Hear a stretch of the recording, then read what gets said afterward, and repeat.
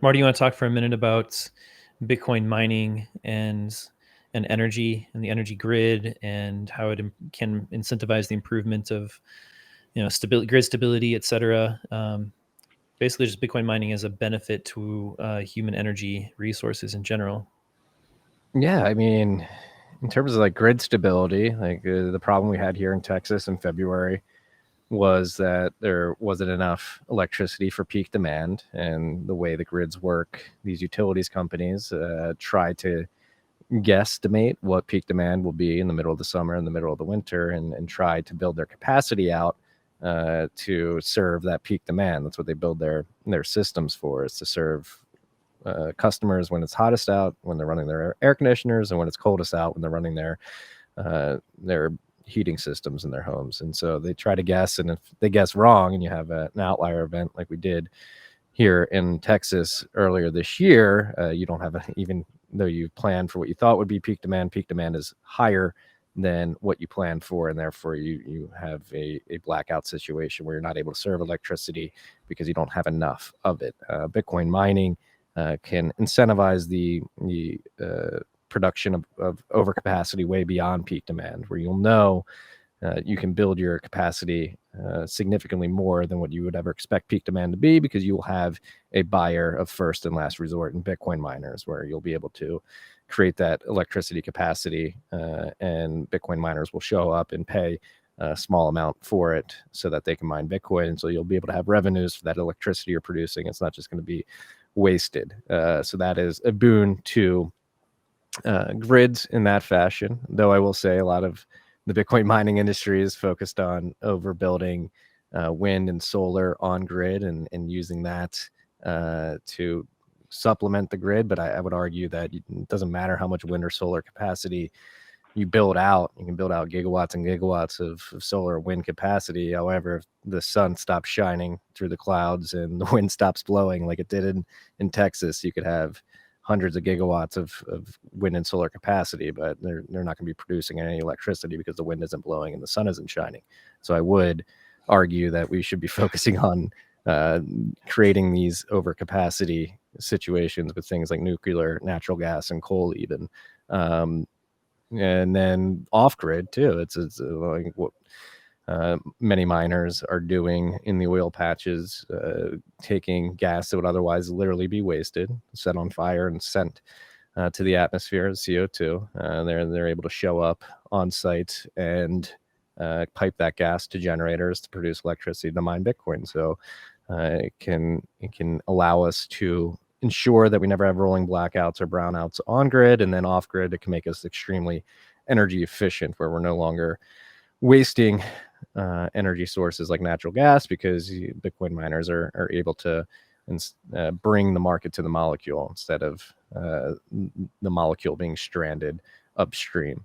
So those are a couple of things. And again, I want to stress to anybody in the Bitcoin industry and the Bitcoin mining industry more specifically, stop catering to the environmental hysterics who are anti-human and don't really care about the environment. They care about control. Stop trying to calculate how green the Bitcoin mining industry is and how much renewable energy is being used to mine Bitcoin. You are ceding the framing to a bunch of idiots who don't understand how we've gotten to this point as a society, or maybe they do and they don't care and they're anti-human and they would like to see us perish from this planet. Just be proud of it. Bitcoin is good. Abundant, cheap energy is good. And Bitcoin mining brings us a sound digital currency and makes us more energy efficient, helps us bring more abundant, cheap energy to market. Stop defending, start attacking. Like Bitcoin mining and Bitcoin, the asset, are two of the greatest boons to humanity that we've seen over the last millennia. Don't apologize for using the energy that we do. I agree with that. I think it's really important. I'm really glad to see you and others taking that stance. I think it's really important. I mean, if you think Bitcoin is a huge value, that's front and center. It's like, this is a really good use of energy. Like, using energy to improve human life and create value is good, and this is a really good use of energy for all the reasons you talk about. I'd also just add with the renewable stuff, like, it's really damaging. First of all, if you use the term renewable as an ideal, that's a religious term. That's not an economic or scientific term. Like, it just really means low impact or anti-impact, and it excludes, in practice, it excludes hydro most of the time, large-scale hydro, and excludes nuclear. So it's not even like non-carbon or clean, which have some coherence. It's really this religious term. I mean, anti-human religious term. The idea that everything we do should be sort of sustainable in the sense of we can repeat it over and over. That's a lot of what sustainability means. And like, repetition is anti-human, right? Human beings are progressive beings. We do things better and better. We don't stay the same. And someone was telling me today, made the good point, like, sustainability for poor people means staying poor.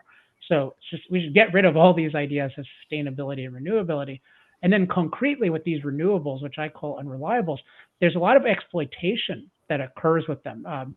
Marty's, I think, mentioning overbuilding. But what happens is you're not doing anyone a favor by building a whole bunch of uncontrollable electricity on the grid. Because what happens? It needs to be bailed out by the controllable electricity when it's not there, but it creates a huge burden because we have to handle it. So you look at a place like Denmark and how much electricity they have to offload a lot, and then how much they have to import from their neighbors who have reliable, controllable power sources. So it's really parasitism. And unfortunately, the way the government-controlled grid works is you can get all these crazy contracts where you can pay a really low price for electricity if you build a bunch of crappy, unreliable infrastructure. But I think that's just morally wrong, and it's going to be exposed over time. That's the kind of thing that's making Texas work. So sometimes Bitcoin miners will brag to me like, oh, I get renewable energy so cheaply. And it's like, no, its system cost is not cheap. You're just getting a corrupt deal from the grid. So it's a question of, okay, do you take that if it's available? But do not agitate for that kind of thing to exist. And don't brag to me that you're doing that, because it's not admirable and it's not real. You're just taking other people's money, basically. Like, you've created an unreliability in the system, and then you got paid with reliable electricity for low prices. That's not a good thing. Yeah. And if Biden didn't extend the renewable energy credits earlier this year, that electricity that you're using on those wind and solar farms would be far more expensive than it is today. It's artificially created low prices. Like Alex said, you're again, that's the thing that frustrates me as a Bitcoin miner, as somebody in the industry. You hear all this rah, we're using wind, we're using solar, and it's just, again, a completely bad premise, and it is going to lead to bad outcomes, not only for the mining industry, but for the communities they claim to be helping. Again, you can overbuild capacity using wind and solar as much as you want. You can cover the fucking planet in it. And if the clouds come out and the wind doesn't blow, those millions of gigawatts of energy capacity aren't going to be utilized because the electricity is not going to be produced. So stop it.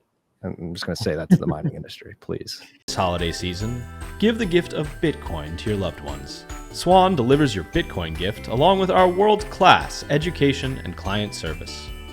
Create a Bitcoin gift and wrap it with a custom message for your family and friends. Dash away with your gift. Your recipient will receive an email right away, that easy. Give the gift of generational wealth. Give Bitcoin.